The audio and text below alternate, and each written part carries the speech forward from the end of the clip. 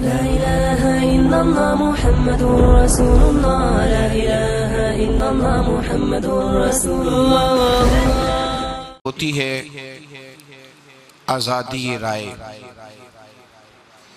ہر آدمی آزاد ہے اپنی رائے کا اظہار کرنے میں۔ اس پر حضرت عمر فاروق رضی اللہ تعالیٰ عنہ کا قول بڑا معروف ہے۔ آپ نے اپنے ایک گورنر سے فرمایا تھا کہ جن لوگوں کو ان کی ماؤں نے آزاد جنا ہے تم کیسے غلام بنا سکتے ہو؟ رائے کی آزادی کا اسلام علم بردار ہے۔ کسی شخص کو بھی یہ حق حاصل ہے کہ وہ کسی بھی معاملے میں اپنی مثبت رائے کا اظہار کر سکتا ہے۔ اور ہمارے ہاں جو جمہوریتیں پائی جاتی ہیں پوری دنیا کے اندر، ان کے اندر تو جمہوریت لفظوں کے ساتھ ہے، اصل روح کے ساتھ نافذ نہیں۔ اسلام جس آزادی رائے کا قائل ہے اس میں یہ جمہوریت اپنی اصل روح کے ساتھ نافذ ہوتی ہے۔ حضرت عمر فاروق رضی اللہ تعالیٰ عنہ خلیفۃ المسلمین ہیں۔ مال غنیمت میں کچھ چادریں آئی ہیں، ہر آدمی کو ایک ایک چادر ملی ہے۔ سیدنا فاروق اعظم جب منبر پر خطبہ دینے کے لیے بیٹھے ہیں تو انہوں نے اسی طرح کی چادر کا کرتا بھی پہنا ہوا ہے اور اسی طرح کی چادر کی تہمت بھی باندھی ہوئی ہے۔ تو یہ آزادی رائے جس کا اسلام علم بردار ہے، تائید کرتا ہے جس کی، اس آزادی کا اظہار یوں ہوا کہ ایک صحابی مجمع میں سے اٹھ کے کھڑے ہوئے اور انہوں نے برملا پوچھا کہ اے عمر، کیا بات ہے کہ جب چادر سب کے حصے میں ایک ایک آئی تھی تو آپ نے دو کیسے رکھ لی؟ یہ آزادی رائے ہے۔ حالانکہ حضرت عمر فاروق رضی اللہ تعالیٰ عنہ کا جاہ و جلال زمانہ اس سے آگاہ تھا، لیکن لوگ جانتے تھے کہ وہ جاہ و جلال ان کی ذات کے لیے نہیں ہے، وہ دین کے لیے، نفاذ کے لیے۔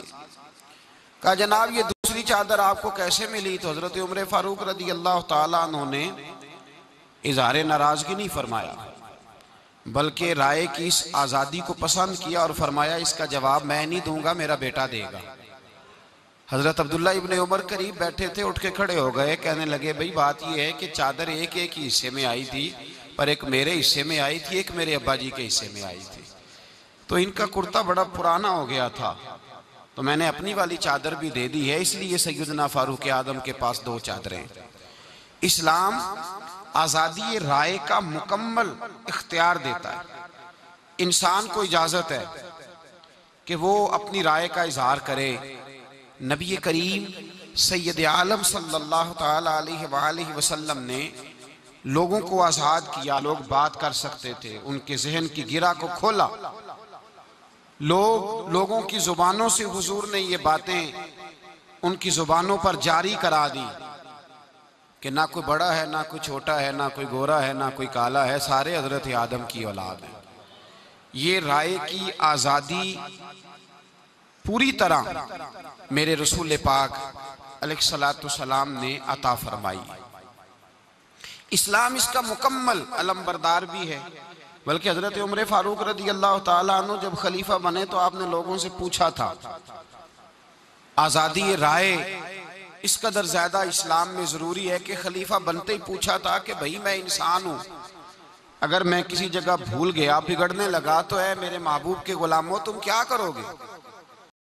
صحابہ میں درویش مزاج، درویش صفت آدمی تھے حضرت ابو ذر غفاری، لیکن تلوار لے کے کھڑے ہو گئے، کہنے لگے عمر تلوار دیکھ رہے ہو، اگر تو بگڑنے لگے گا تو اس تلوار سے تمہیں سیدھا کریں گے، ہم تمہیں بگڑنے دیتے ہیں؟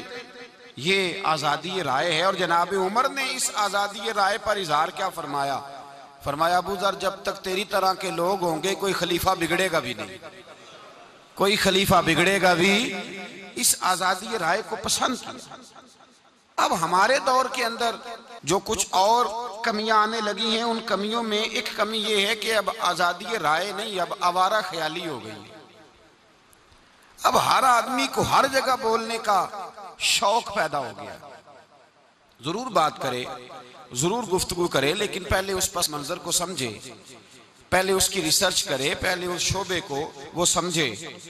ایک آدمی جہاز میں بیٹھا ہے، عمرے کے لیے جا رہا ہے، رستے میں پرواز کچھ ناہموار ہو گئی، تو اب کسی شخص کو پوری اس فلائٹ کے اندر اجازت نہیں ہوتی کہ وہ اٹھ کے جائے اور جا کر کے وہ کیپٹن کے کمرے میں جائے، پائلٹ سے جا کر کے کہے کہ صاحب آپ اس طرح کریں، فلاں بٹن دبائیں، یہ کریں۔ اجازت ہوتی ہے جی؟ تو اگر کوئی جانا چاہے تو نہیں جانے دیتے، سوال ہی نہیں پیدا ہوتا۔ وہ کہتے ہیں صاحب اگر تمہیں شوق ہے تو جاؤ، جا کے تعلیم حاصل کرو، اس پورے شعبے کو دیکھو۔ آپ کے بہت سارے حساس ادارے ایسے ہیں جو آپ کو اپنی خاص دفاتر تک رسائی نہیں دیتے۔ وہ کہتے ہیں یہ آپ کا شعبہ۔ ہمارے ہاں بہت سارے معاملات میں لوگ ناجائز بات کرنے لگے ہیں، جس شعبے کی انہیں تحقیق نہیں، جس کو وہ جانتے نہیں، جس کی انہیں شناسائی نہیں، جس راہ کے وہ مسافر نہیں، اس رستے پہ سفر شروع کر دیا لوگوں نے، اور اس کا سب سے زیادہ نقصان دین کو ہو رہا ہے۔ مذہب کے معاملے میں ایک تو لوگ اپنی سوچ پہ عمل کرتے ہیں، اور دوسرا بڑی دلیری کے ساتھ مذہب کے معاملے میں لوگ رائے دیتے ہیں، اس رائے کی آگے اشاعت کرتے ہیں۔ یاد رکھیں میرے نبی پاک سید عالم صلی اللہ علیہ وسلم جو دین لے کے آئے ہیں، اس دین کے کچھ اصول ہیں، کچھ قاعدے، کچھ ضابطے ہیں، اس کے کچھ اصول ہیں، ان اصولوں کی روشنی میں سفر کیا جائے۔ ایسی تھوڑی ہے کہ ہر آدمی اٹھے گا اور وہ بات کرنی شروع کر دے گا۔ ہمارے علماء نے ایک بات لکھی ہے، اگر آپ کی سمجھ میں آئے گی تو آپ کو فائدہ دے گا۔ بات لکھی ہے، بڑی قابل غور ہے۔ علماء کہتے ہیں قرآن مجید کی تفسیر کرتے ہوئے کسی شخص نے اگر اپنی مرضی سے کوئی جملہ کہا، تفسیر کرتے ہوئے اپنی رائے سے کوئی جملہ کہہ دیا، اگرچہ وہ بات اس کی ٹھیک بھی تھی پر پھر بھی اس نے غلط کیا،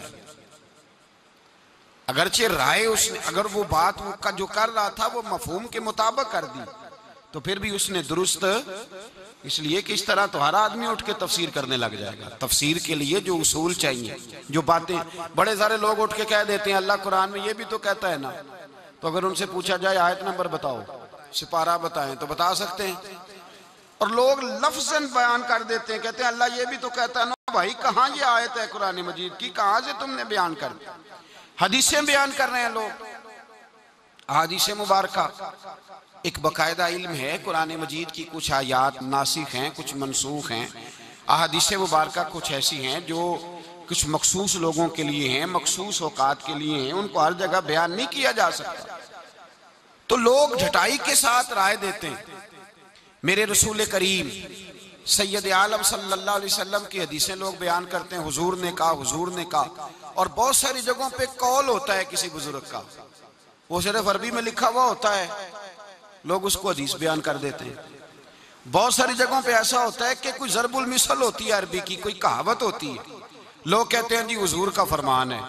اب نبی پاک علیہ الصلوۃ والسلام نے سختی فرمائی، حضور نے فرمایا جس شخص نے جان بوجھ کر مجھ پر جھوٹ باندھا، جان بوجھ کر مجھ پر جھوٹ باندھا قصدن، حضور فرماتے ہیں اس نے جھوٹ نہیں باندھا بلکہ اپنے لیے جہنم میں مکان تعمیر کر لیا، دوزخ میں اس نے مکان بنا لیا ہے، اس کی رہائش ہو گئی، اس نے سوچا ہی نہیں کہ وہ کس کی بات کر رہا ہے۔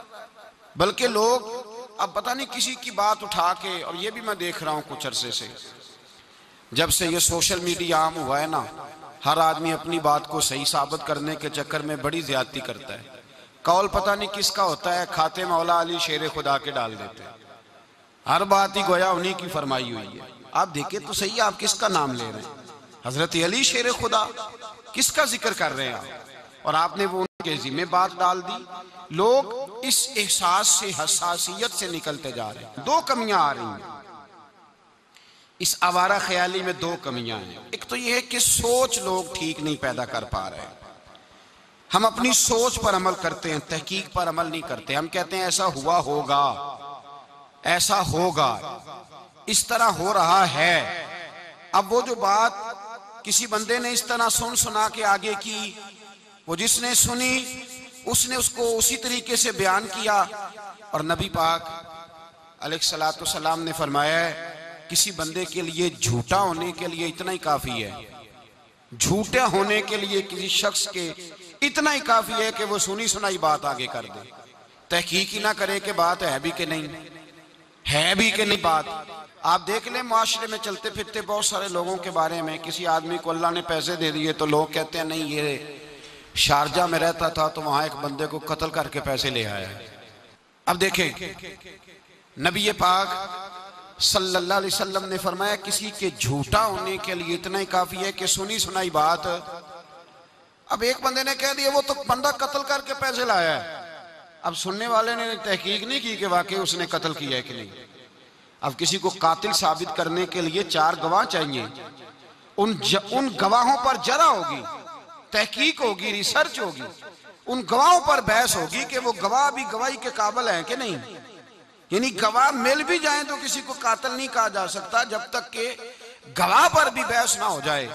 اتنا باریک مسئلہ ہے، کسی کے لیے معاذ اللہ اتنی بڑی تہمت لگا دینا اور پھر لوگ اس کو بیان کرتے، بات کو آگے بتایا جاتا ہے۔ کسی شخص پر اگر معاذ اللہ تعالیٰ ثم معاذ اللہ زنا کی تہمت لگائی جائے گی تو بڑے سخت احکامات ہیں، پہلے دیکھا جائے گا، پرکھا جائے گا، اور گواہی بھی اس شخص کی لی جائے گی جو روٹین میں جھوٹ نہیں بولتا، جس کے بارے میں یہ معروف نہیں کہ ایسے ہی بول دیتا ہے، بات کر دیتا ہے، اس بندے کی گواہی لی جائے گی۔